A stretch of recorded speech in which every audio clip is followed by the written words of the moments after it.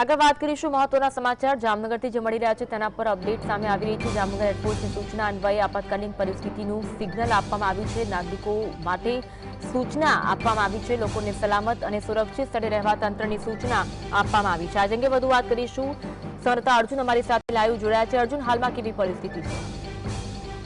બિલકુલ અનવી, જે રીતે અત્યારે હાલ જામનગર એરપોર્ટ દ્વારા જે તંત્રને સૂચના આપવામાં આવી છે તે અન્વયે જામનગર વહીવટી તંત્ર અને ડિઝાસ્ટર મેનેજમેન્ટ દ્વારા અત્યારે હાલ જામનગરમાં જે આપાતકાલીન જે સિગ્નલ છે તે વગાડવામાં આવ્યું હતું। 3 મિનિટ સુધી જે સિગ્નલ વગાડવામાં આવ્યું હતું અને ત્યારબાદ કલેક્ટર દ્વારા જે તમામ જે લોકો છે તે નાગરિકોને બિનજરૂરી બહાર ન નીકળવા માટે જે છે તે અનુરોધ કરવામાં આવ્યો છે।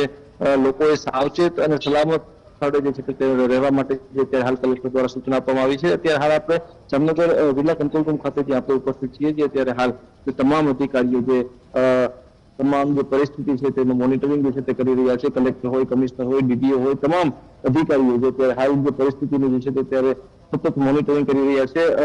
એરફોર્સ દ્વારા જે સૂચના આપવામાં આવી છે કે બિનજરૂરી લોકો બહાર ન નીકળે અને જે કલેક્ટર દ્વારા પણ જે જામનગરમાં જે લોકો છે તે ધંધા રોજગાર ચલાવતા જે લોકો છે તે તમામ લોકોને ધંધા રોજગાર પણ જે બંધ રાખવા માટે અનુરોધ જે છે તે કરવામાં આવ્યો છે।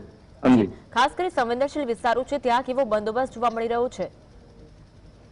બિલકુલથી જામનગર આમ તો જે સરહદી વિસ્તાર છે, એટલે કે જે સરહદી વિસ્તારમાં જે બંદોબસ્ત જે છે તે લોખંડની સુરક્ષા વ્યવસ્થા છે, ચાહે તે જે જામનગરની જે દરિયાઈ સીમા હોય તો દરિયાઈ પટ્ટી પર પણ જે લોખંડની સુરક્ષા વ્યવસ્થા જે છે તે છેલ્લા 3-4 દિવસથી જે છે તે ગોઠવી દેવામાં આવી છે। જે દરિયામાં જે માછીમારોને ન જવા માટે જે સૂચના જે છે તે આપી દેવામાં આવી છે। તમામ જે બોટો જે આવે તે તમામના જે આઈડી ચેક કરવા અને જે બોટોની તપાસ કરવી તે તમામ પ્રકારની જે કાર્યવાહી જે છે તે ત્યારે હાલ ચાલી રહી છે। એરફોર્સ દ્વારા પણ જે સતત જે ચેકિંગ જે છે તે ચાલુ રહ્યું છે, મોનિટરિંગ જે કરવામાં આવી રહ્યું છે અને જે પરિસ્થિતિને જે રીતે ધ્યાને આવે તે રીતે જે અલગ અલગ પ્રકારની જે લોકોને સાવચેત કરવાની કામગીરી જે છે તંત્ર દ્વારા કરવામાં આવી રહી છે। આભાર અર્જુન।